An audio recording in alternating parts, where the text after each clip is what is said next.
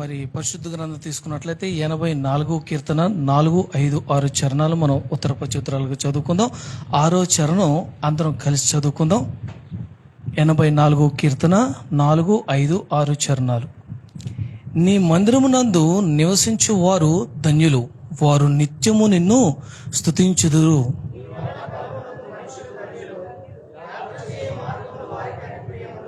అందరు కలిసి చూద్దాం. వారు బాకాలోయలో బడి వెలుచు దానిని జలముగా చేయుదురు, తొలకరి వాన దానిని దీవెనలతో కప్పును. దేవుడి చిన్న మాట ఇంట్లో దీవించును గాక. ఆమేన్. అందరం కూర్చుందాం.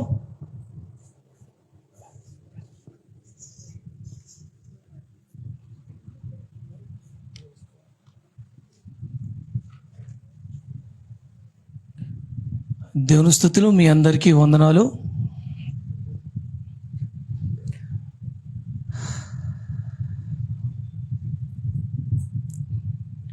మరి చూసినట్లయితే గనక 84 కీర్తన 4, 5, 6 చరణాలు మనం చదువుకున్నాం కదా.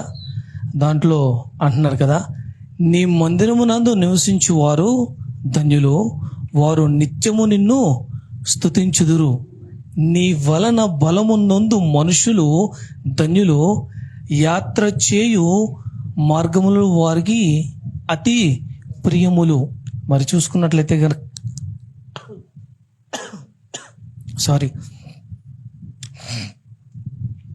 మరి ప్రియములు అని అంటున్నారు.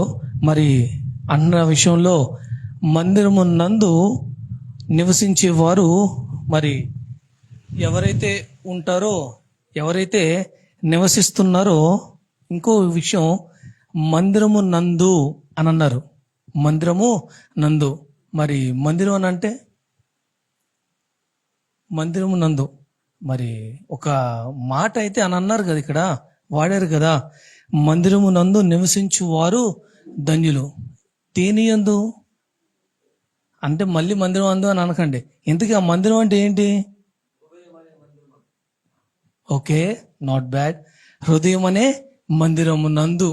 ఓకే, ఇంకా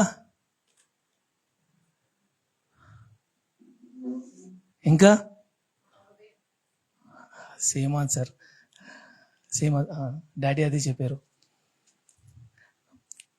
నీ మందిరము నందు నివసించు వారు ధన్యులు. నీ మందిరము నందు, ఇక్కడ క్లియర్గా నీ మందిరము నందు నివసించు వారు ధన్యులు. ఆయన నివసిస్తాను అని అన్నట్లా, నీ మందిరము నందు నివసించు వారు ధన్యులు అని అంటున్నాడు.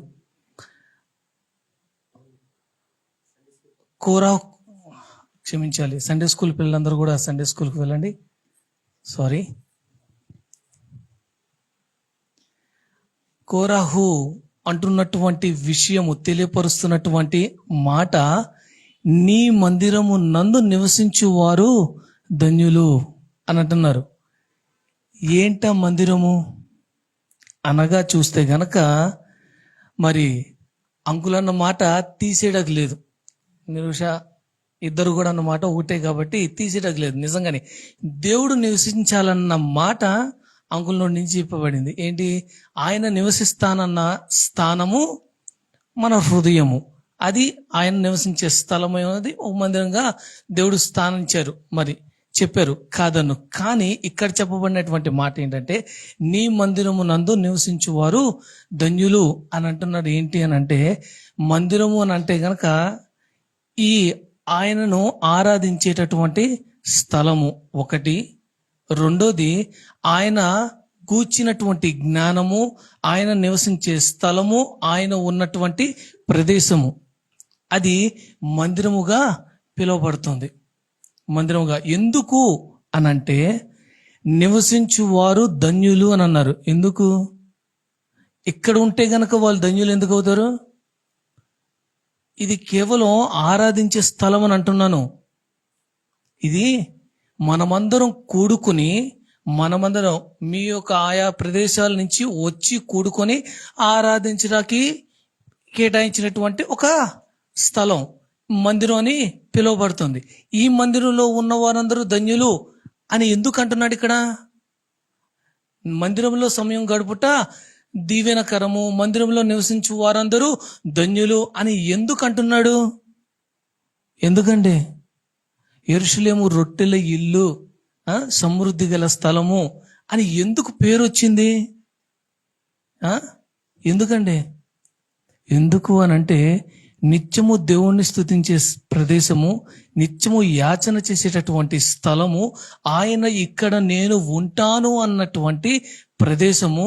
రెండోది, మూడోది, ఇంకా ఆయన మనము ఎలా బ్రతకాలి, ఎలా మాట్లాడాలి, ఎలా జ్ఞానాన్ని పొందుకోవాలి అన్నటువంటి నేర్చుకునేటటువంటి ప్రదేశమై ఉంది.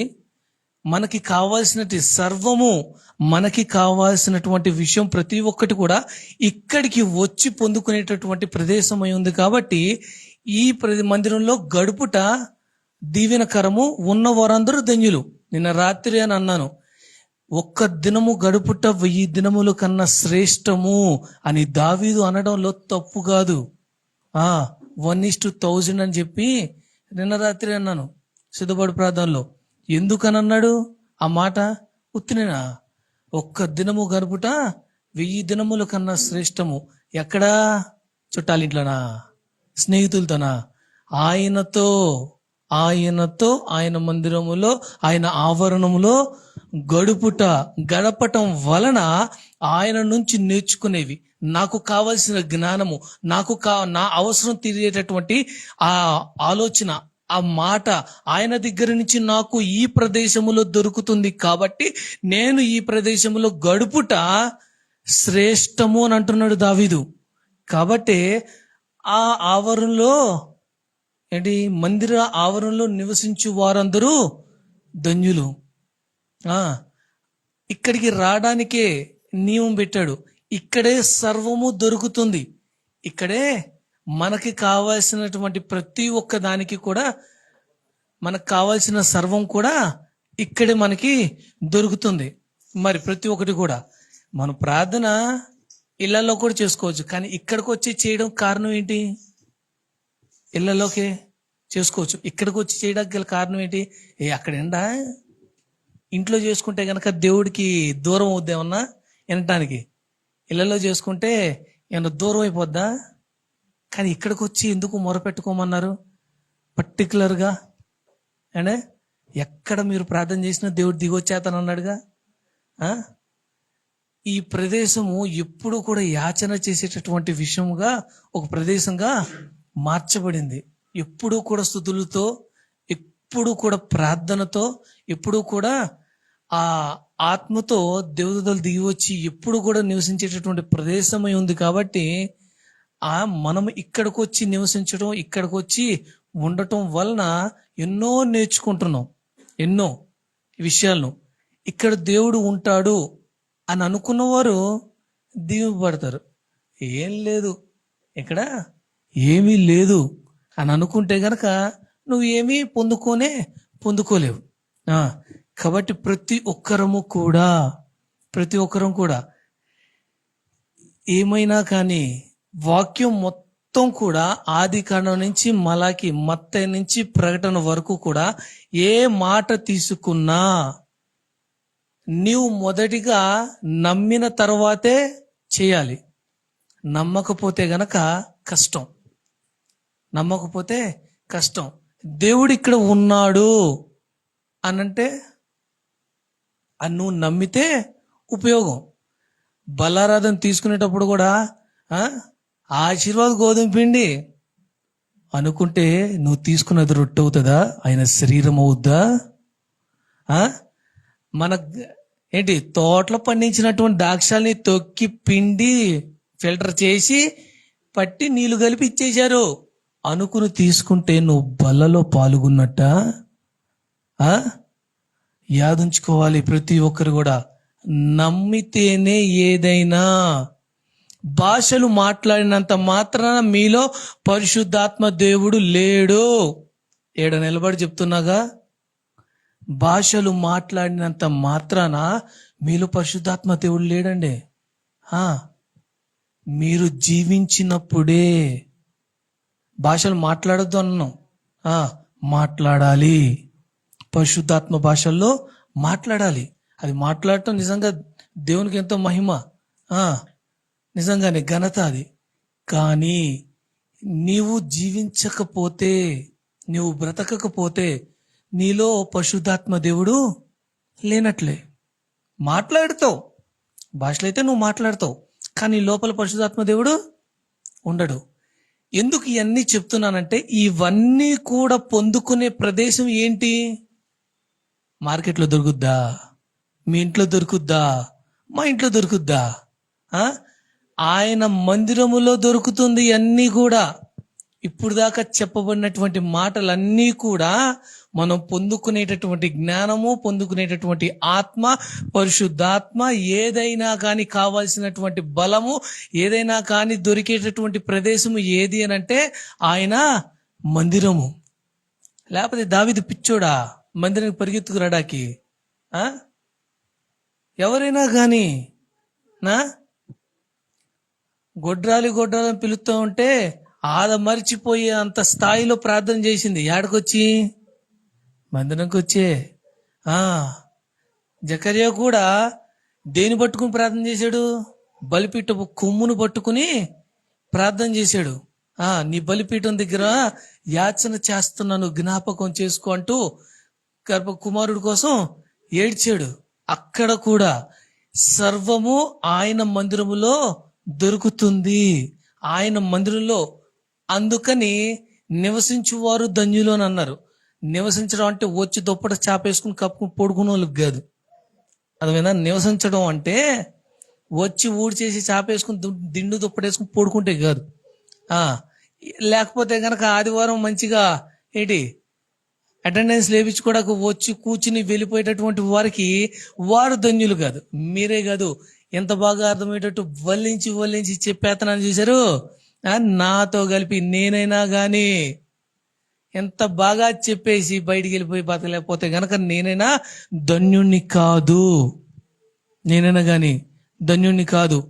బ్రతికినప్పుడే, జీవించినప్పుడే ఆ ధన్యకరమైన జీవితము స్వాస్థ్యం చేసుకున్నట్టు.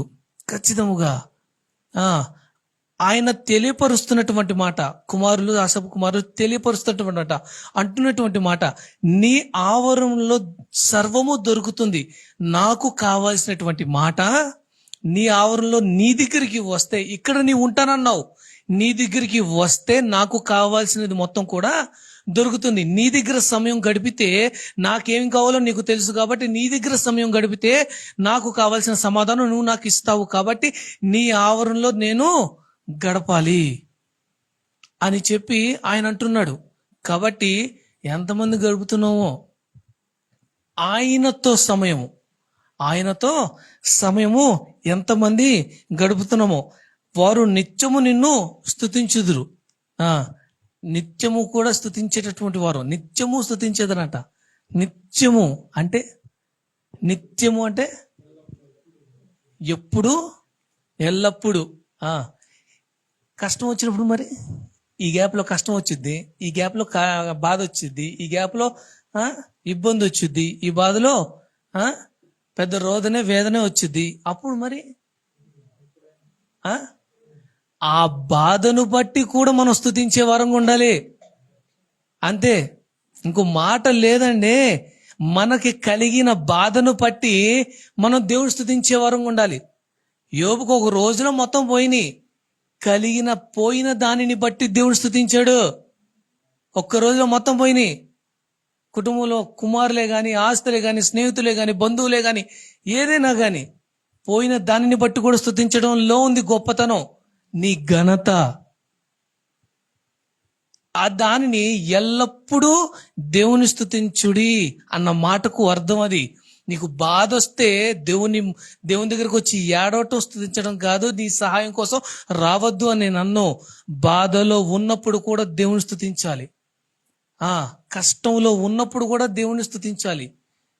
సంతోషంతో ఉన్నప్పుడు దేవుని స్తుతించాలి. అది ఆబ్వియస్లీ ఎవరైనా చేసేటటువంటి పనే. చిన్నపిల్లడికి కూడా చెప్పవసరం లేదు. అది సంతోషంతో ఉన్నప్పుడు థ్యాంక్ యూ యేసయ్యా అని చెప్పి అందరూ చెప్తారు. అంతే ఉంది. కష్టంలో ఉన్నప్పుడు, బాధలో ఉన్నప్పుడు, ఇరుకులో ఉన్నప్పుడు, దెబ్బ తగిలినప్పుడు కదా దేవుడా అంట దేవుని స్తుతించేది. అప్పుడు స్తుతించాలి కదా. ఉం? దెబ్బ తగిలినప్పుడే కదా అమ్మా అని అరిచేది.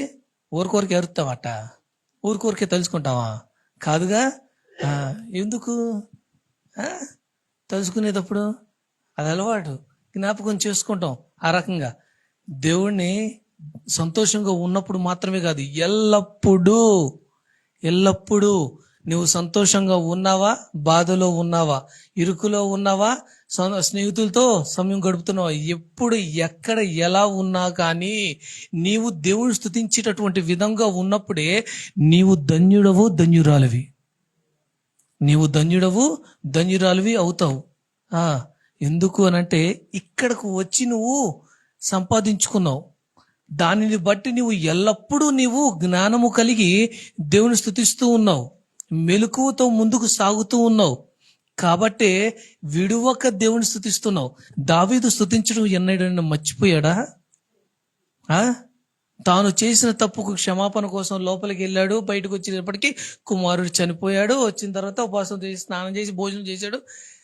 ఎప్పుడు మర్చిపోలా దేవుని స్తుతించడం, దేవుని కీర్తించడం, దేవుని ఆరాధించడం ఎన్నడూ మర్చిపోలేదు. బాధలో ఉన్నా కానీ ఏంటి, సంతోషంలో ఉన్నా కానీ ఎప్పుడు మర్చిపోలేదు దావీదు. మనం ఎందుకు మర్చిపోతున్నామండి? ఏదైనా కానీ మనిషికి ఉన్నటువంటి నైజం అట్లాంటిది. మనిషి, మానవుడు అని పిలువబడుతున్నటువంటి వ్యక్తికి ఉన్నటువంటి నైజం ఏంటి అని అంటే, సంతోషంగా ఉన్నప్పుడు దేవుడు గుర్తురాడంట. కష్టం, నొప్పి, గాయం అయినప్పుడే దేవుడు గుర్తొస్తాడంట. అప్పుడు దాకా దేవుడితో పనిలే, దేవుడితో అవసరం లేదు. ఒక కష్టం రాగానే అప్పుడే దేవా ఏందయ్యా ఈ పరిస్థితి అన్న విషయము అప్పుడే గుర్తొచ్చుద్ది. ఇది మనిషి అని పిలువబడుతున్నటువంటి వ్యక్తికి సహజమైనటువంటి లక్షణం. అది పర్టికులర్గా మీకే ఉంది అంటాకేం లేదు. ప్రతి ఒక్కరికి ఉంటుంది అలాగా, ప్రతి ఒక్కరిది. మనము ఆ విధంగా కాక బాగున్నప్పుడు దేవుని స్తుతించి, బాగున్నప్పుడు పరిగెత్తుకు వచ్చేటటువంటి వారంగా కాక, ప్రతి ఒక్కరము కూడా ఎల్లప్పుడూ ఇక్కడ అన్నట్టు ఎల్లప్పుడూ దేవుని స్తుతించే వారముగా, ఎల్లప్పుడూ దేవుని స్తుతించే వారముగా ఉండాలి. మరవకుండా జ్ఞాపకం ఉంచుకోవాలి. ఏంటి అని అంటే, యోబు లాస్ట్లో అన్నాడు, అన్ని ఇచ్చినవాడు తీసుకున్నాడు, తీసుకున్నవాడు తిరిగి ఇవ్వకుండా ఉంటాడా అన్న మాట ఎల్లప్పుడూ మనం జ్ఞాపకం చేసుకోవాలి. ఎల్లప్పుడూ మనం జ్ఞాపకం చేసుకోవాలి. నీకు రోగమే కానీ, సమస్య కానీ, ఒక మాట ద్వారా బాధే కానీ, నువ్వు కింద పడినప్పుడు తగిలేటటువంటి గాయమే కానీ, నువ్వు చేసుకున్నదే కానీ, చేయకుండా అయిందే కానీ, ఎప్పుడైనా కానీ, ఏదైనా కానీ నిన్ను కాపాడిన వాడు నిన్ను చూడడా, నిన్ను చేసినవాడు నిన్ను చూడ్డా, నిన్ను చూసినవాడు కాపాడ్డా. ప్రతి ఒక్కరము కూడా జ్ఞాపకం ఉంచుకోవాలి ఎల్లప్పుడూ కూడా. మరి చూసుకున్నట్లయితే 68వ కీర్తన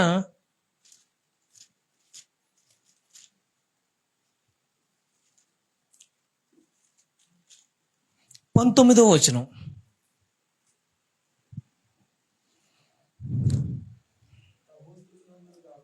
ప్రభువు స్తుతినందును గాక, అనుదినము ఆయన మా భారము భరించుచున్నాడు. హల్లెలూయా. మరి చూస్తున్నట్లయితే గనక ఆయన స్తుతినందును గాక, స్తుతింపబడును గాక నిత్యము అని ఎందుకు అని అంటారంటే, ఎందుకు మనం చేసేవాడిని భరిస్తున్నాడుగా. మనం బతికేటటువంటి, మనం మాట్లాడేటటువంటి, మనం చూసేవాటి, మనల్ని భరించే వాడికి స్తుతులు కాకపోతే ఇంకేమనాలి? రోజు దండేసి కొబ్బరికాయ కొట్టి అగరబత్తులు ఇచ్చిన తక్కువే. ఇంకా ఏం చేయనట్టే లెక్క, ఏమీ చేయనట్టే లెక్క. మనల్ని భరిస్తున్నాడండి. ప్రాణం తీకోకుండా, మన ప్రాణాలని తీయకుండా ఇంకా ప్రాణాలతో నిలబెడుతున్నాడు. ఎన్నున్నాయో మనలో, ఎన్నెన్ని పెట్టుకున్నామో, ఎన్నెన్ని రకాలుగా సెకండ్కి మన బాడీలో, సైన్స్లో మేము చదువుకునేటప్పుడు ఉండదు అమీబా అని చెప్పేసి, సెకండ్కి ఒక రూపం మారుద్దంట. తెలుసా? అన్నిటికీ చంపడానికి, ఇంకో విషయం, అన్నిటినీ చంపడానికి ఆ మందును తయారు చేశారు, కానీ ఈ దోమల్ని చంపడానికి మందు తయారు చేయలేదు. ఎందుకు? ఏ మందు తయారు చేయాలన్నా ఆ జంతువుని తీసుకుని దాని లోపల ఇంజెక్ట్ చేసి చూస్తారు, పరిశోధన చేస్తారు, ఇంత టైంలో ఏమేమి మార్పులు వస్తాయి అని. మీకు అర్థమవడం కోసం ఆపరేషన్కి వెళ్ళినప్పుడు ఒక ఇంజెక్షన్ చేసి దాని చుట్టూ గీత గీసి కూసేపు చూస్తారు, బొబ్బులు వచ్చినా దురదలు వచ్చినా ఏమైనా వస్తాయా అని చెప్పేసి.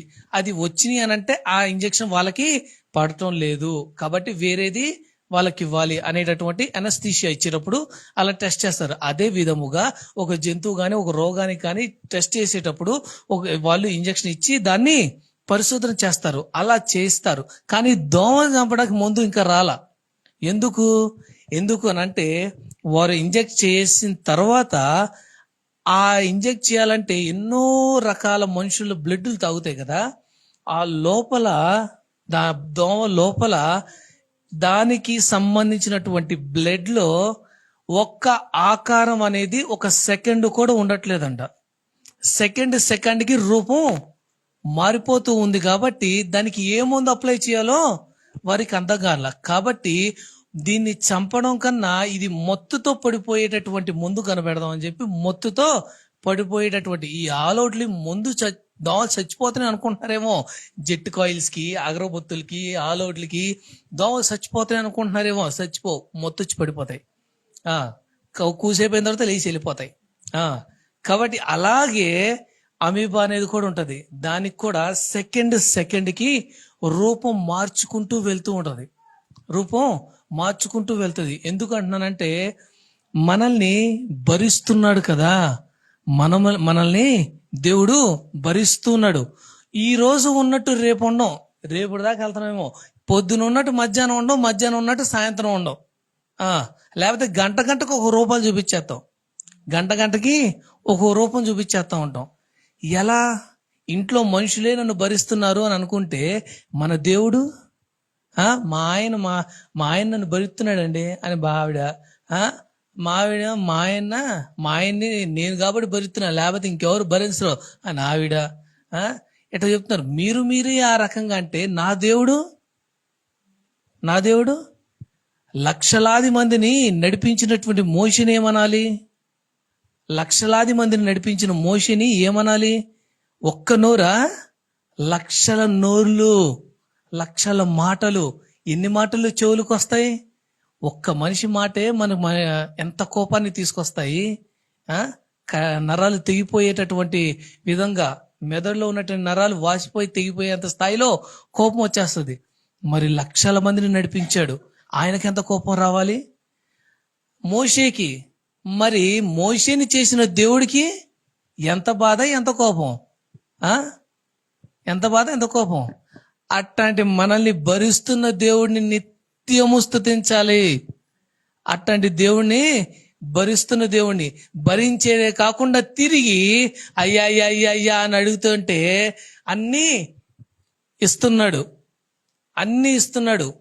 కాపాడుతున్నాడు, ఇంకా నేర్చుకోమని వాక్యాన్ని అందిస్తున్నాడు, ఇంకా తెలుసుకోమని ఇంకొకరితో చెప్పిస్తున్నాడు, ఇంకా జాగ్రత్తగా ఉండమని ఇంకొక కాషన్స్ ఇస్తూ ఉన్నాడు. ఇన్ని చేస్తూ ఉన్నటువంటి నా దేవుణ్ణి స్తుతించకూడదా? ఎంత స్తుతించినా తక్కువే. అందుకే ఎల్లప్పుడూ స్తుతించాలి. ఎన్నో విధాలుగా, ఎన్నో రకాలుగా నిత్యము స్తుతించే వారముగా ఉండాలి. మనల్ని భరిస్తున్నాడండి, మనల్ని తట్టుకుంటున్నాడు. మనం చేసేటటువంటి పనులే కానీ, మాటలే కానీ, ఆలోచనలే కానీ, అన్ని కానీ, ఏదైనా కానీ ప్రతి ఒక్క దానిని ఎన్నో దాచుకుంటాం. చేసిన పని మనం బయటికి చెప్పకుండా దాచుకుంటాం.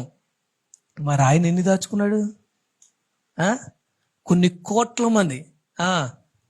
కోట్ల మంది భూమి మీద, వాళ్ళ విషయాలు ఎన్నో క్షమించిన తర్వాత వెనక్కేస్తే కొట్లు ఉన్నాయి వెనకాల. ఆయన తిరిగి వెనక్కి చూడట్లేదంట. తిరిగి చూస్తే మన ప్రాణం ఉంటుందా? మనం చేసేటటువంటి మాటలకే, మనకు పనులకే మన కోపాలు వస్తే భరించేటటువంటి నా దేవునికి ఎంత కోపం రావాలి? ఆ? మన దేవునికి ఎంత కోపం తెస్తున్నాం మనం, ఎంతగో ఆ ఆయన ఆవరణలో గడుపుట ఎంతో దీవెనకరము అని చెప్పి, మనల్ని ధన్యులు చేయాలని చెప్పి, మనల్ని భాగ్యవంతులుగా చేయాలని చెప్పి దేవుడు కష్టపడతా ఉంటే భరించేటటువంటి వాడిని కూడా మర్చిపోయి బ్రతికేటటువంటి వారం అయిపోతున్నాం మనం. మర్చిపోయి బ్రతికేటటువంటి వారం అవుతున్నాం. దేవుణ్ణి మర్చిపోయి, దేవుణ్ణి నమ్ముకున్న వారమే కానీ మనకి నచ్చినట్టు బ్రతికేస్తాము. మనకంటూ విధానాలు, మనకంటూ పద్ధతులు ఉన్నాయి. మనకంటూ విధానాలు, పద్ధతులు ఎవరికి వారికి ఉన్నాయి. అందరికీ కూడా ఎవరికి వారికి ఉన్నాయి. అవన్నీ కూడా వాక్యముతో ఉండాలనేదే దేవుని ఆశ. వాక్యముతో ఉండాలి అనేదే దేవుని ఆశ. ఆ వాక్యముతో ఉన్నప్పుడు నీవు సరిగ్గా వెళ్తున్నావు, సరిగ్గా మాట్లాడుతున్నావు. అరే ఆయన చూడు ఎలా ఉన్నాడో అని చెప్పి నీవు ఇంకొకరికి ఉదాహరణగా ఉంటావు. ఆయన చూడు ఎలా మాట్లాడుతున్నాడు, ఆయన చూడు ఎలా ఉన్నాడు అని చెప్పి ఇంకొకరికి నీవు ఉదాహరణగా ఉంటావు. నీవు తీసుకున్న నిర్ణయము దేవుని వాక్యముతో ఉండాలి అనే మాటకి అర్థం అదే. నీవు బ్రతకటం వలన, దేవుని మాటను నిర్ణయంగా తీసుకుని జీవించటం వలన ఇంకొకరికి నీవు ఉదాహరణగా ఉంటావు, ఇంకొకరికి నీవు ఉపమాన రీతిగా కనబడుతున్నావు. వాడు చూడరా ఎంత బాగా చదువుకుంటున్నాడో, నువ్వు కూడా చదవచ్చుగా అని అంటారుగా. ఇది కూడా అంతే. ప్రతి ఒక్కరము కూడా ఏ విధముగా నీ వలన బలమునందు మనుషులు ధన్యులు, యాత్ర చేయు మార్గములో వారికి అతి ప్రేమలు, వారు బాకాలోయలో వెలుచు దానికి జలమయముగా చేదురు, తొలకరి వాన దానిని దీవెనతో కప్పును. మరి చూస్తే గనక నీ బలమునందు మనుషులు ధన్యులు. దేవుని నుంచి వచ్చేటటువంటి బలం ఏంటంటే, దేవుని నుంచి వచ్చే బలం అంట సపరేట్గా ఏమన్నా ఎక్కిస్తాడంటారా? సపరేట్గా 300 మందికి 3 రెట్లు ఎక్కువ ఉన్నారు శత్రు సైన్యం. కానీ ఈ 300 మందితోనే నేను నీకు జయాన్ని ఇస్తాను అని అన్నాడు. అది దేవుని బలం. ఒక చిగురును తీసి ప్రార్థన చేసి నీటిలో వేయగానే బరువైనటువంటి గొడ్డలి పైకి తేలింది. అది దేవుని బలం. ఒక దుప్పటి తీసి ఏరు ఫుల్ ఫోర్స్గా పారేటటువంటి నది మీద దుప్పటి తీసి కొడితే పాయలైపోయి గోడలాగా నుంచుంది. అది దేవుని బలం. మందసం మోస్తున్నటువంటి వారిలో బొటిని వేలు తగలగానే ఏరు పాయలయ్యి గోడల్లా నుంచుంది. అది దేవుని బలం. ఆయన నాతో ఉన్నాడు అనటానికి అది దేవుని బలం. ఆయన నాతోనే ఉన్నాడు. ఆ బలము పొందుకున్నవారు కదా అన్నాడుగా, నీ వలన బలము నొందు మనుషులు ధన్యులు. అట్లాంటి బలం మనకుందా? బలము నొందు మనుషులు ధన్యులంట. మోషేతో దేవుడు ఉన్నాడు కాబట్టి ఇజ్రాయెల్ అంతా కూడా ఫరో సైన్యానికి దొరకకుండా ఎర్ర సముద్రం పాయలయ్యి వాళ్ళు అటు పక్క దాటారు. దేవుడు వారితో ఉన్నారు కాబట్టి. మరి యోర్దాను నదైనా కానీ పాయలయ్యింది, మందసంతో దాటారు. ఎలీషా అయినా దాటి అటు పక్క వెళ్ళారు. ఆ బలము ఉండటం వలనే మనము కూడా ఆ బలము కలిగి ఉండటం వలన ధన్యులు అవుతాము. ఆ బలము కలిగి ఉండటం వలన లోయ బాకులో అట్లాంటి లోయల్లోనైనా కానీ ఎటువంటి ప్రదేశంలోకి వెళ్ళినా కానీ అక్కడ అన్నటువంటి మాటల్లో జలమయముగా చేయుదురు, తొలకరి వాన దానిని దీవెనలతో కప్పును.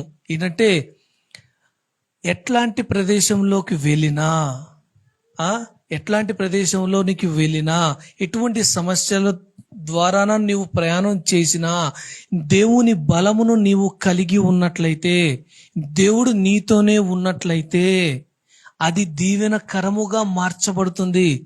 మార్గము సరళం చేయబడుతుంది. ప్రతి ఒక్కటి కూడా మార్చబడుతుంది. అది ఎటువంటి కొండ ప్రదేశం లాంటి స్థలంలోనైనా కానీ, ఎట్టి సమయంలోనైనా కానీ నీవు దేవుణ్ణి కలిగి ఉన్నావా? ఆఖరిగా ఉదాహరణగా దావీదుని దావీదునే తీసుకుంటే యుద్ధానికి వెళ్ళిన ప్రతిసారి ఏమని ప్రార్థన చేసేవాడో నేను ఎన్నోసార్లు చెప్పాను. దావీదు యుద్ధంకి వెళ్ళినప్పుడల్లా ఏమని ప్రార్థన చేసేవాడు అనేది ఎన్నోసార్లు చెప్పా. వెళ్ళినప్పుడల్లా ఆయన యుద్ధంలో ఓడిపోయిన స్థానం ఎక్కడైనా ఉందా? ఎక్కడా లేదు. ఒక స్థానములో దావీదును నేను గెలవలేము అనే శత్రువులు ఆలోచించి 2 గుంపులుగా చీలిపోయి, ఒక దగ్గర దావీదు గుంపు మొత్తం వచ్చినా దావీదు మీద మనం జయించలేం అని ఫిక్స్ అయిపోయి వీళ్ళు 2 గుంపులుగా చీలిపోయి, ఒక గుంపేమో యుద్ధానికి వెళ్ళి, ఇంకో గుంపేమో రాజ్యంలోకి వచ్చి రాజ్యంలో ఉన్నటువంటి స్త్రీలు, ఆడపిల్లలు, పిల్లలు అందరినీ కూడా తీసుకుని వెళ్ళిపోతారు. ఎలా అయినా కానీ దావీదును గెలవలేము, దావీదును గెలవడానికి ఇదొక ఉపాయముగా వాళ్ళు ఆలోచించి అటు సగం గుంపేమో యుద్ధంలోకి పంపించి, సగం గుంపేమో ఈ రాజ్యంలోకి వచ్చి ఈ రాజ్యంలో ఉన్నటువంటి స్త్రీలు, యవనరాళ్ళు, ఆడపిల్లలు అందరినీ కూడా తీసుకుని వెళ్ళిపోతారు. మనం గెలిచాము అని చెప్పేసి దావీదు సైన్యం మొత్తం కూడా జయోత్సాహంతో వాళ్ళు రాజ్యంలోకి రాగా, రాజ్యంలో చూడగానే అర్రే ఎవరు వచ్చారు, ఏ శత్రు సైన్యం వచ్చింది, ఏ దేశం శత్రు సైన్యం వచ్చిందో ఏమైనా గుర్తుందా? ఏమీ లేదు. ఎవరైనా చెప్పడానికి ఎవరైనా సాక్షులు ఉన్నారా? లేరు. వాళ్ళు వీళ్ళందరినీ తీసుకుని బయటికి వెళ్ళిపోయిన తర్వాత ఏ దిక్కును వెళ్ళారో ఏమన్నా సమాచారం ఉందా? లేదు. అయ్యా పరిగెత్తుకుంటా మళ్ళీ దేవుని దగ్గరికి వెళ్ళాడు.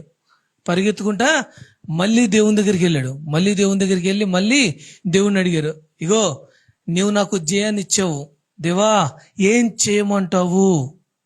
నీవు నాకు తెలియపరచు. నా రాజ్యంలో ఉన్నటువంటి వారందరూ నీ బిడ్డల్ని ఇలాగా తీసుకెళ్ళిపోయారు అని చెప్పనగానే బయలుదేరు వెళ్ళనగానే తప్పిపోయాడు, నా వాళ్ళందరినీ తీసుకెళ్ళిపోయారు అని అన్నప్పుడు భయంతో, కంగారుతో ఏంటో ఏమిటో అని చెప్పి బయలుదేరి వెళ్తూ ఉన్నప్పుడు దారిలో ఎవరైనా పడిపోతే కనుక మనం పట్టించుకుంటామా?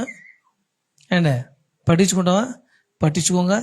కానీ దావీదు వెళ్ళేదారిలో ఒకటి పడిపోతే ఆగి గాయాలకి గాయం కట్టి నీరు తాగించి మొత్తం చేస్తే ఆ వ్యక్తిని అడిగితే ఆ వ్యక్తి చెప్పారు, ఇలాగా పలానా వాళ్ళు వీళ్ళందరినీ చెర తీసుకుని ఈ వైపుగా వెళ్ళారు, వీళ్ళు ఆ దేశస్తులు, ఆ వాస్తవులు అని చెప్పి ఆ వ్యక్తి ద్వారా సమాచారం దావీదుకు వచ్చింది.